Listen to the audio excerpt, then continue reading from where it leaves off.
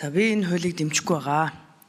Тэгээ бид нар нэг нь хамгаалаад, нэг нь одоо нэг дайрч давшлаа. Тэгээ бүгдөө нэг хувийн эрх ашигтай ч юм шиг хүмүүс хилцэж байгаа учраас би яг нэг захим дээр энэ хуулийг ChatGPT руу оруулж дүгнэлт авсныг зөвөр уншиж үгэй гэж бодож байна.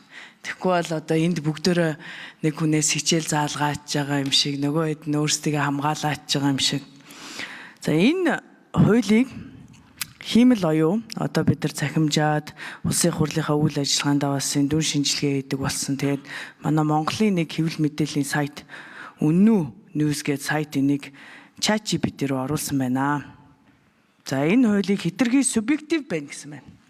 Энэ хуулийн эрсдлийг хэлсэн байна. Эрсдлийн жишээ нь намын удирдлага өөртөө нь улс төрийн хувьд санал нийлээгүй гишүүнийг ёс зүйн нөхцөд зөрчил гаргасан гих субъектив үндслээр эгүүлэн татах санал гаргаж болцсогүй. Зөв ганц л эрсдэл шүү. Энэ айгүй олон эрсдэл донд орсон байгаа.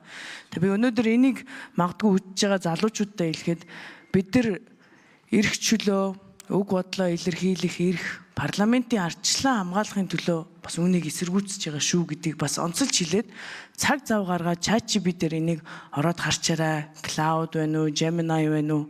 Яг л бодит олон улсын энэ хүн маань одоо олон улстай нэг ч жишээ харьцуулж болохгүй гэж хэлээд байна л да.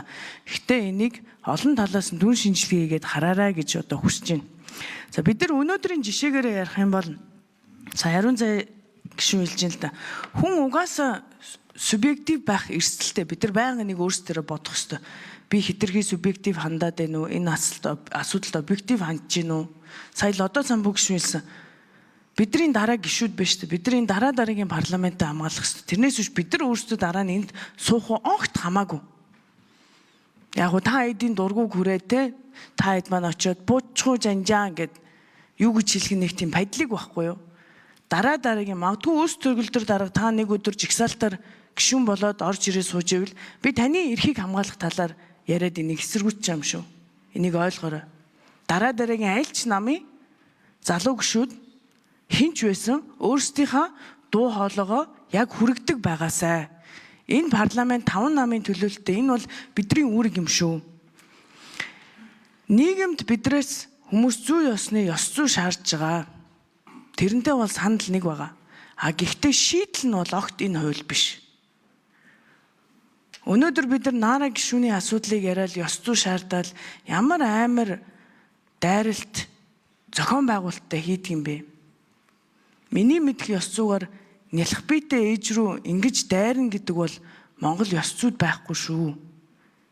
Энэ үүлийн өөрөө хаалга андуурахгүй очихондоо очих баха. Тэгэхээр бүгдөө өөрөөсөө бас дүгнэлт хийе.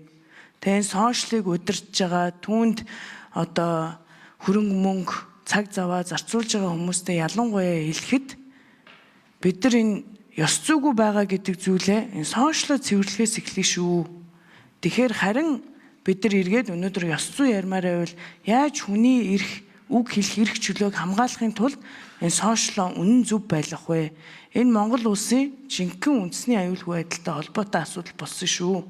Тэгэхээр өнөөдөр ямар албан тушаалаар би бямж жаргал докторыг энэ сууж байгааг мэдэхгүй байна. Та докторийнхоо хувьд ч нү үндэсний аюулгүй байдлын зөвлөлийн нарийн бичгийн даргын хувьд ч нү энэ асуудал дээр харин анхаарлаа хандуулаасай гэж сэтгэлээсээ хүсье.